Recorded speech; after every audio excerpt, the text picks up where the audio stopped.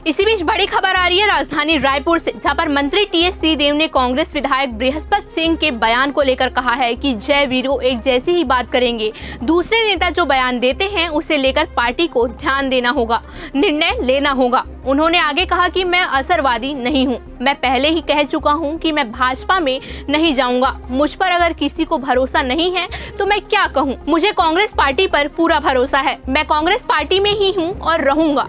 तो इस वक्त की बड़ी खबर राजधानी रायपुर से, जहां पर मंत्री टीएस सिंहदेव ने कांग्रेस विधायक बृहस्पति सिंह के बयान को लेकर कहा कि जय वीरो एक जैसी ही बात करेंगे। ये अनुशासनहीनता की श्रेणी में या पार्टी प्रोटोकॉल के खिलाफ नहीं जाता क्या?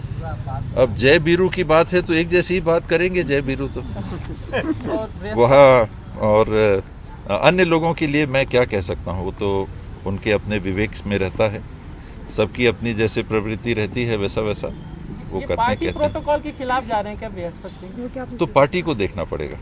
आप हमेशा कहते हैं कि आप कांग्रेस नहीं छोड़ेंगे, 100 जनों तक बीजेपी में नहीं जाएंगे, लेकिन आपको लेकर क्यों भरोसा नहीं है कांग्रेस के भीतर ही या दूसरे तरह के जो बयान आते हैं? मेरे संदर्भ में मुझे नहीं लगता कि किसी को भी इसमें भरोसे की कमी है या होनी चाहिए, क्योंकि ये तो सही है कि बीजेपी जाने का तो प्रश्न ही नहीं उठता, ये कभी हो ही नहीं सकता। मैं उस प्रकार का व्यक्ति नहीं हूँ कि आज कुछ कह रहा हूँ तो कल एकदम खड़े होके फिर से एकदम उल्टी बात कहूँ। आज मैं कहूँ कि ये बीजेपी में ये कमियां हैं, कल मैं उनके लिए ताली बजाऊं और कहूँ कि नहीं बहुत अच्छी बीजेपी, बहुत अच्छी बीजेपी।